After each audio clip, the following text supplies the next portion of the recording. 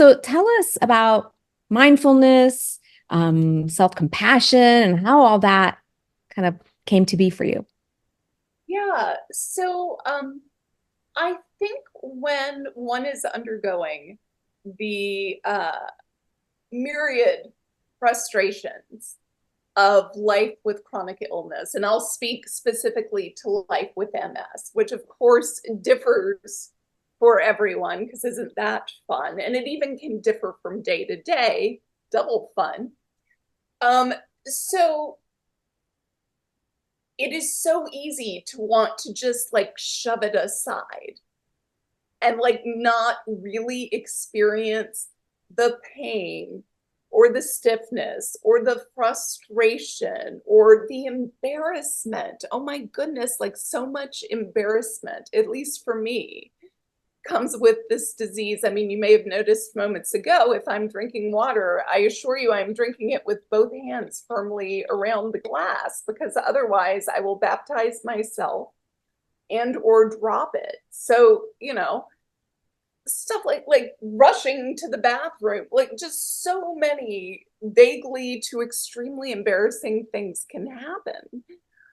So I spent a good amount of time, I'm realizing this now, Dr. Susan, that, with coping, I kind of ostriched it, like head in the sand.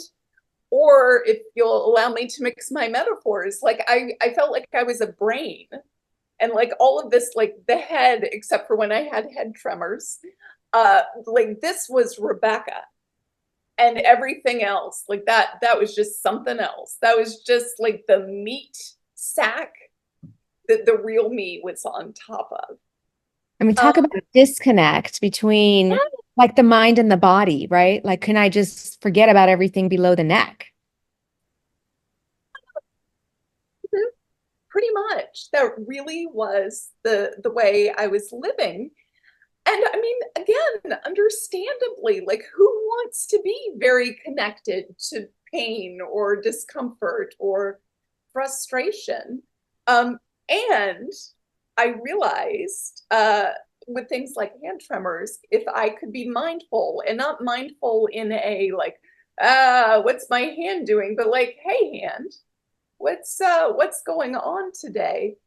Things would settle just a little. And again, really, if MS has taught me anything, it's that every little bit of ease and comfort and peace counts so much.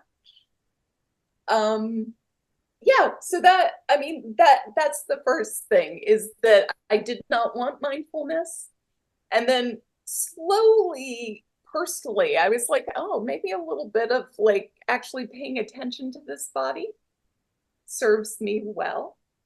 And then a couple of years ago, a friend of mine invited me to participate in a mindful self-compassion class.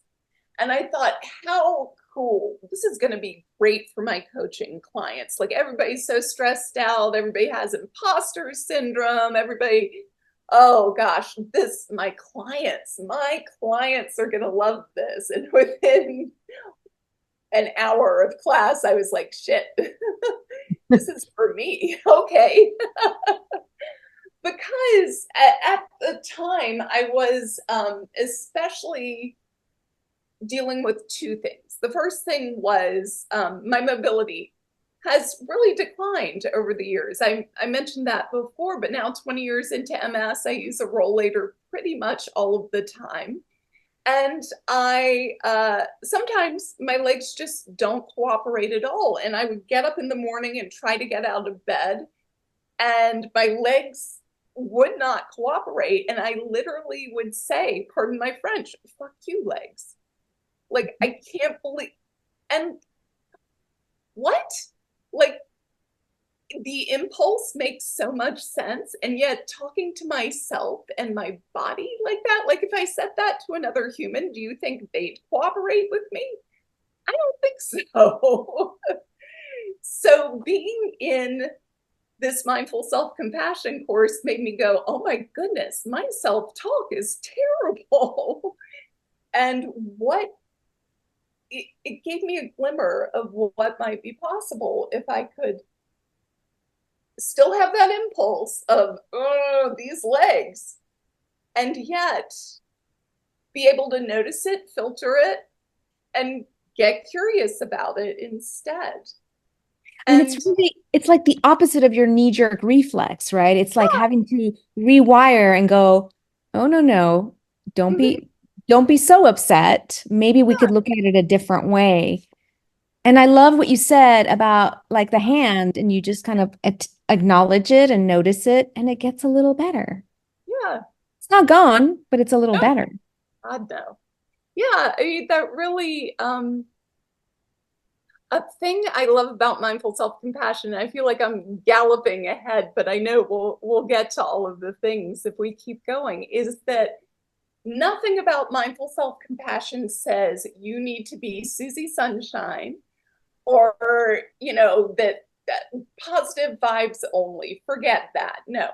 Can we Oh, can go we ahead. define toxic positivity? Sure. Yeah. Yeah. So I don't have like a textbook definition, but my experience, I like, want the Rebecca definition. okay, so the Rebecca definition, I'm somewhat active on Twitter, and like if you want any kind of negativity, you can definitely get it on Twitter. But in the MS community on Twitter, at least, there are pockets that when you say, "Man, I'm having a terrible day," or I'm so frustrated with my husband because he just doesn't understand. There are people who say, aren't you lucky to have a husband? Isn't that, I mean, he's going through stuff too, and you're just the luckiest, and the universe or God or whoever doesn't give us anything we can't handle. And just be positive. Be positive. There's so many good things out there. And the thing is, there's so many shitty things too. And I think you just miss stuff if you can't see both of them. That's the Rebecca thought on that. It's about being real, right?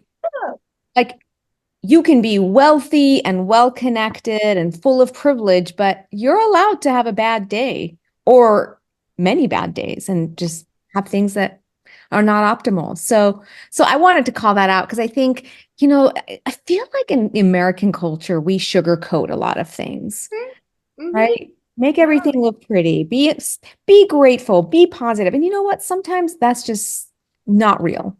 No, it isn't. Well, and the whole reason, I mean, you mentioned my blog. The reason why I started my blog was I wasn't seeing, there's more of it now, but at the time, I just wasn't seeing people being frank about how hard things could be, and like specifically the ways that they could be hard.